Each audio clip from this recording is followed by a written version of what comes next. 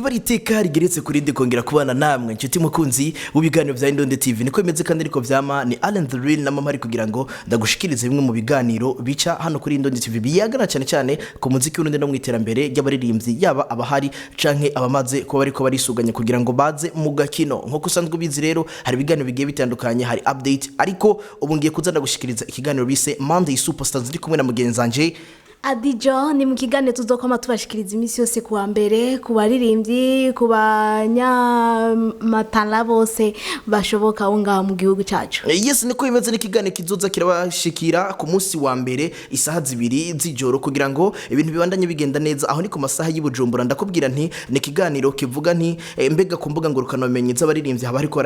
ibiki mbega abanye bataraba superstars ni gute waba superstars mbega showbiz yo ivuga iki ku muziki w'Urundi mugenzanje Dijo namakuru yatorekanijwe yaranze inondwi ndetse nayagiye araca ku mbuga ngurukana umenye aho tuza kuyaga n'abakunzi umuziki w'u Burundi na cyane cyane ego ikaze ni kuri mwese mu bandanya mudukurikirana amakuru nahanyene ntana kimwe mushobora kubura muri ngaha mu bandanye mudukurikirana cyane cyane ni mu kiganiro Monday Superstar no mu bindi biganiro bitandukanye. Yes ukabutarakora subscribe ivyo bari byiza kucikora kugira ngo ibintu bibandanye bimenda neza ushaka notification na gakengeri hama jewe tukace tugaruka Dijo nibaze yuko ari byinshi twabateguriye kuri no munsi sinzi yuko dutangura n'amakuru yacu ndamuhaye ale atangure kuvuga cyane cyane ku nkuru numvise afise ishushe ale ndaguhaye ikaze ubandu dushikirize iyo nkuru ngira ico mvuze ko ngo ni kuvyerekeye Erika Miss Erika numwe mu baririmbyi kazi b'u Burundi umwe mu baririmbyi kazi aharugwa nko muririmbyi afise ijwi ryiza aririmba neza niye bishatse yandika neza of course muri kino gihe abaritswe mu gihugu ca Kenya ni imwe mu nkuru mwashoboye kubona ariko benshi batigeze batahura yamara byagiye bimeramera nk'ivyandikwa canke bimenyekana aho umuririmbyi Miss Erika yagiye mu gihugu ca Kenya gukora indirimbo ariko mwe na Mutama Kibido Kidumu Kibuganizo inyuma yo gutera amajambo menshi ku kajambo yanditse ariko mu nyuma Kidumu nawe akavuga ati ikirundi canje kimenya abarundi abatara abarundi nabo biraza kubahanga nabo ariko baravuga yamuhe yamara inkuru turiko turavuga ni kubijanye na Miss Erika si kuvyo Kidumu yavuze ni indirimbo ndetse na tournage bishoboka yuko ishobora kuba yaraheze nk'uko twabivuze mu kiganiro Indundi Hit Show Miss Erika ari mu gihugu ca Tanzania bikaba bibaye Dijo inyuma yaho umuririmbyi kazi Mokenzi nawe umwe mu baririmbyi kazi bariko baraza neza bagerageza gukora ibintu bimeze neza na cyane cyane amasanamu ubona yuko nawe yaheruka mu gihugu ca Kenya vyabonetse ariko arakora indirimbo na Kidumu Kibido yamara iyo ndirimbo amwe mu makuru avugwa ariko tutarashobora gutorera inyishu nziza bivugwa yuko indirimbo ya Mokenzi na Kidumu ishobora kutabaho bivanye n'ibiganiro bitagenze neza yamara tukaza kubona Miss Erika Ego numuririmbyi akomeye cyane avuga wenyene yuko imyaka 10 yaratangiye kuririmba munyuma araheza arabifata nk'umwuga benshi bishimira kuririmbana nawe benshi bishimira gukorana nawe ti hamwe byo wo kumva yuko waririmbanye nawe ni umunezero udasanzwe ku muririmbyi aba yashoye kuririmbana nawe nibaze yuko hamwe byoba atari byo ata video bitegurira gukora n'uwo muririmbyi kazi byoba ari umubabaro we ndetse tuvuga ati numunezero kuri Miss Erika byamaze kumenyekana neza na neza yuko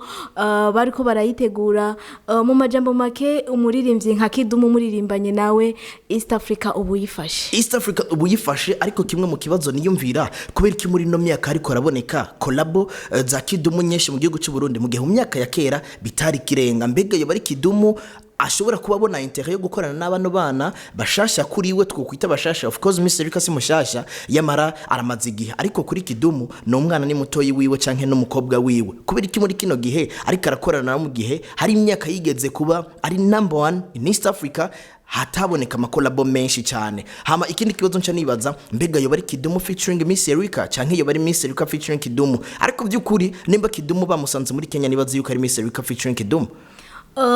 benshi nibaze yuko ari bibazo byinshi bashoboye kwibaza nko kubaririmbyi bo ngaha mu Burundi bari bake bamaze kuririmbana nawe kubwa Kidumu wewe yavuga yuko benshi batamwegera ngo bashoye kumuvugisha ngo nawe ntashaka kubaronderera bizi yuko nivo agezeko ari kure kandi nabandi bose abandi banyamahanga baririmbana nawe we kuri wavuga ati barandondera nkuko rero baba bihaye kumurondera urabona yuko kiringo ca kindi bavuga ati habuze kumurondera umva koko yatangiye kugikorera koko yarondewe bakaca bamuronka urumva yuko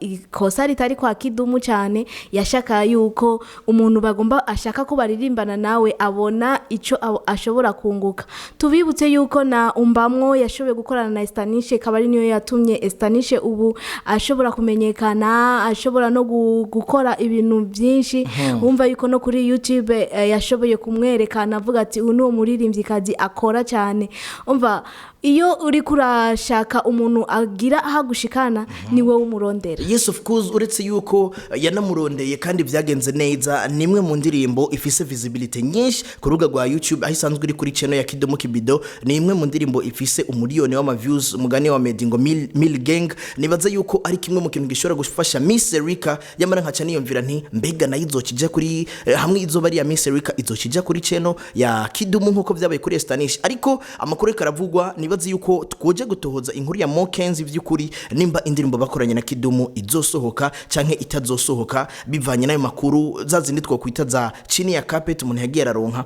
twumve duhinyuze by'ukuri yuko indirimbo yo bihari canke itazohaba ariko nkamwitohaba mu gihe Mokenzi yafashe urugendo akerekeza mu gihugu ca Kenya byo bibabaje ko bari nagahombo ku mafaranga of course uretse yuko na collab ashobora kurondera izindi ariko amafaranga aba yarakoreshejwe abari menshi ariko tukivangaho nyene cyadusimbira ku nkuru ya Adojo San ari kumwe na Big Fizzo re mu kanya gatoya.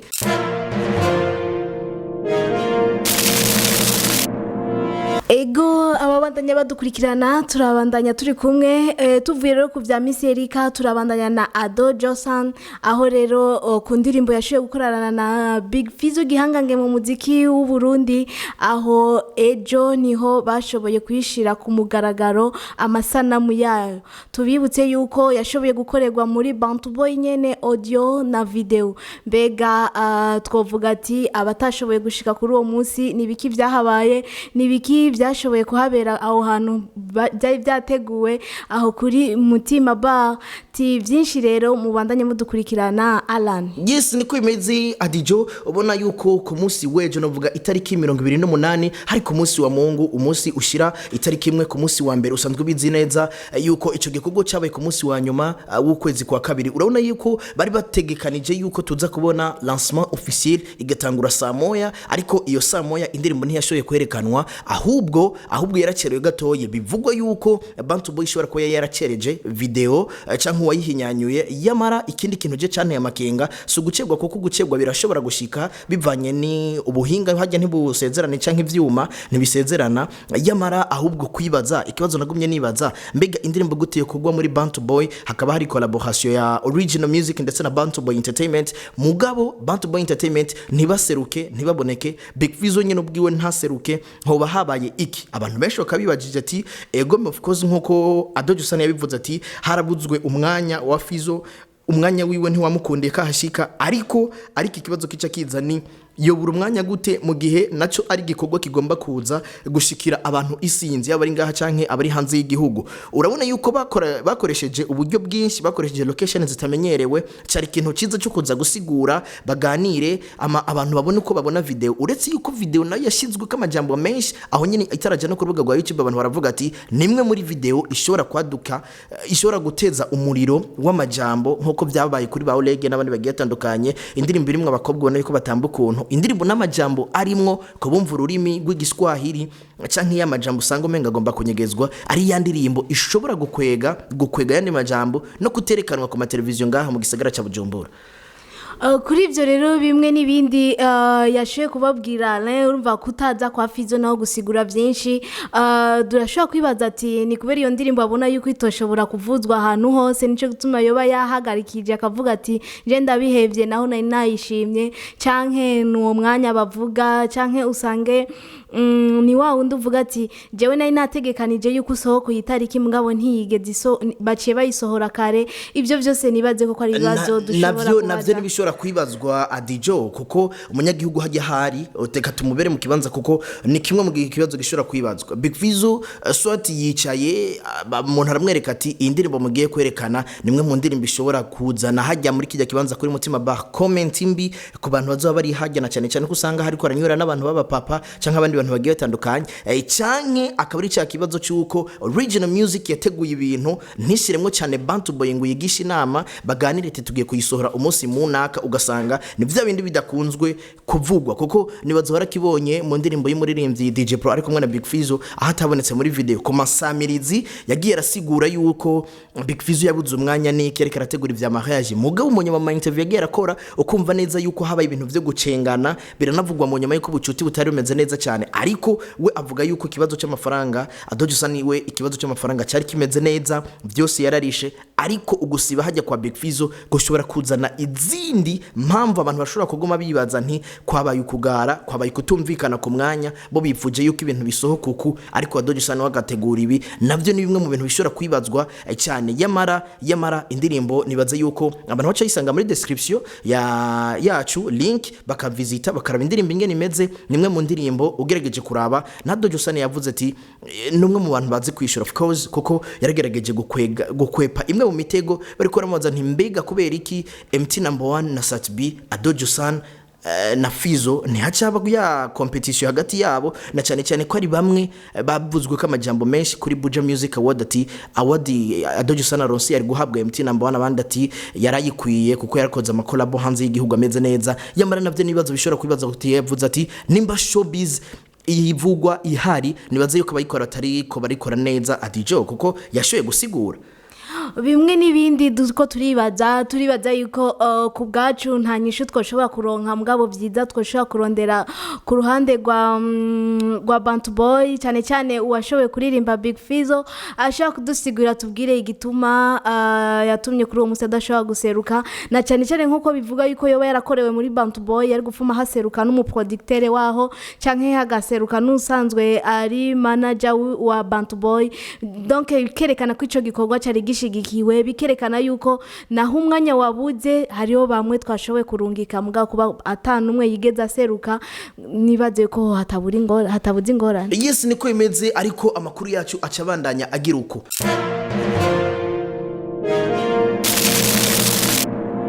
Yes inkuru twosana basozerera ko muri Monday Superstars y'uno munsi itariki imwe yo kuno kwezi kwa gatatu nibaze yuko ari itariki itangura ukwezi kugira gatatu mu mwaka wa 2021 ni Book Vlab bari kumwe na Eastern Nation nyuma yo kumvikana amatati bivuye ku ndirimbo Kamency Africa byashoboye gutera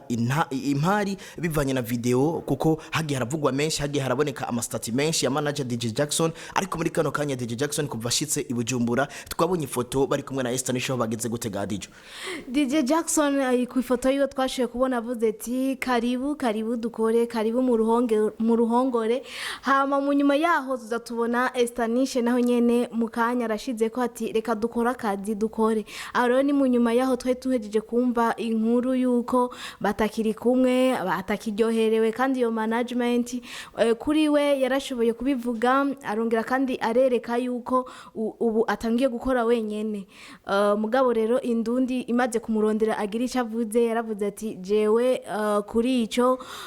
nta ingorane twashoboye kugirana ni ingorane z'akazi mugabo ubu ndaryoherewe n'ingene nsubiye kandi muri management mugabo hagati yaho Alain urumva ko hari ingorane zarimwo batashoboye kuvuga mugabo iyo umuntu umwe amaze kwerekana yuko atakimwe n'uwundi urumva ko haba hari ingorane naho hamwe abantu basubiranye bataba bashaka ko abantu babimenya izo ngorane rero nizo twashoboye kumubwira ati Estanishe zashoboye gukemuka ubu mumeze neza aremera ati ego ubu tumeze neza nibaze yuko ibizokurikira nimba ibyo bashoboye kumvikana ko bibaye neza atawuzosubira kumenya zangorane bikazokatika ntibimere nka kwa kundi bari bashaka nibaze ko zisha ziba izindi ngorane zirenze Yes niko imeze ya Dijo ni bimwe mu bintu bikunze kuboneka ku baririmbyi bacu of course ni cya kindi nkunda kuvuga nti abantu barinjira iyo basinye amakontra n'ama management runaka ugasanga ntituyamenye ariko iyo hageze induru canke iyo bashwanye ugasanga biragiye ku mbuga ngurukana bamenyi barateranya amajambo wabikora ku inkuru bikaba ibintu byinshi abantu bakiyumvira nti nti mbega hariyo management mu gihugu cy'u Burundi, hariyo labels mu gihugu cy'u Burundi, mbega zisinya gute, ni gute abantu batorana ntimubimenye ariko bamara gushwana ukayibona. Ngira warashoboye kubona ama stati ya Estanish, warashoboye kubona stati za Jackson aho umwe yavuga ati twe twakoranye n'abaririmbyi benshi, twakoranye n'aba fisi mitwe kurenga, rero twebwe twakoze byinshi, hariyo ibindi bintu twaciyemwo umuntu atozana ubu escrow. Estanish nayo yavuze ati mbega aba manager usanga bashaka ibintu by'uburyo ariko ataburyo bafise, niba ari ibintu usanga umengo birateye isoni guterana amajambo kuri stati mu nyuma. Egome of course sinzi ibyo bayaze baraganiriye mu nyuma turona yuko Estanish nawe ashayinze kijya kintu cha Bookie Vlab, ndetse Jackson nawe nyene yaragishayinze aho yavuze ati karibu mu ruhongore. Estanish nawe arashira kuri statati karibu kandi murakoze kandi reka dusubire twatse umuriro. Bisigura yuko imwe mu ndirimbo yakorewe mu gihugu cya Kigali ari imwe mu ndirimbo yoba yaravuye ko induru zose canka amatati yose, aho bavuga ati nimwe mu ndirimbo muri budget bari baganiriye yuko izotwara $10,000 ariko mu nyuma bakavuga ati bivanye n'ivyabonetse bitakunze reka dukoresha iyi moye. Habayeho bishoboka yuko habayeho kugumuka kwa Estanish akavuga ati sivyo twari twaganiriye, ariko nibaza management no muri rimzi aba ari umuryango. Nimbwe ari umuryango, nimba twavuze ko dukoresha miliyoni 5 hakaboneka 3 canke 4, nibaze ko kugumuka canke kuca mufata mukabishira ku mbuga ngurukana menye uko ibintu bitameze neza, aba ari image mbi ishobora gutuma umuririmbyi wundi yipfuza kuja muri label akanguka akavuga nti hama hari induru, hama hariko harasha, nta kigenda neza muri management y'u Burundi. Je sinzi uko no gisigura kobuko, ariko sinzi ufise nimba ico worenzako. Je nibaze yuko kuri uko kwishurana hari ikintu kitari kigenda neza. None gushika isaha ntituzi yuko ari umuririmbyi yaciye avuga ati reka nemera ayo make tuyikora uko nyene, canke management Jackson we yaciye avuga ati reka nongereze ayo mahera, canke reka tuzobikora hanyuma. Urumva kumvikana kwabo ntituzi ikiri ngaho hagati. Tuvuga ati hagati yanyu yo habaye ingorane muzi yuko muri umuryango ni byiza ko byogarukira mu muryango bitarashika kure, kuko turi ngaho kugira dushikirize abanyagihugu ibiba byabaye nabi bimenyekane, na cyane cyane nkuko muba mwamaze kuvuga ko bitameze neza. Kuba yagarutse no kuganira nibi byagenze neza, kuko ibyagenze neza nibyo biba ari byinshi of course. Ego ubu turavuga ati turashima cyane kubona umukobwa yamaze gufatwa burya gukora umuziki nguri wenyene ngo biragoye. Ikintu gikomeye cyane ko bigeme iyo uri kumwe n'umuntu yagufasha urumva ko ari ikintu ciza twashoboye kuvuga. Kuba bavanye ko naho urumva yuko ari ingorane zahabaye, mugabo ku bwa Estanish wavuga ati ubu turi kumwe turiko turabandanya dukora, gusa ntituramenya ico kibazo cyakemuswe yes, niko bimeze Adijo, ntidushobora kubimenya kuko nimba babihishije niko bitegerezwa kugenda nyene tuguma mu mwijima. Yamara igikuru nuko tuzobona ibikorwa bigenda biragenda neza. Tukibutsa abantu yuko Bookie Vlab isanzwe ari imwe muri mezo yareze Satb,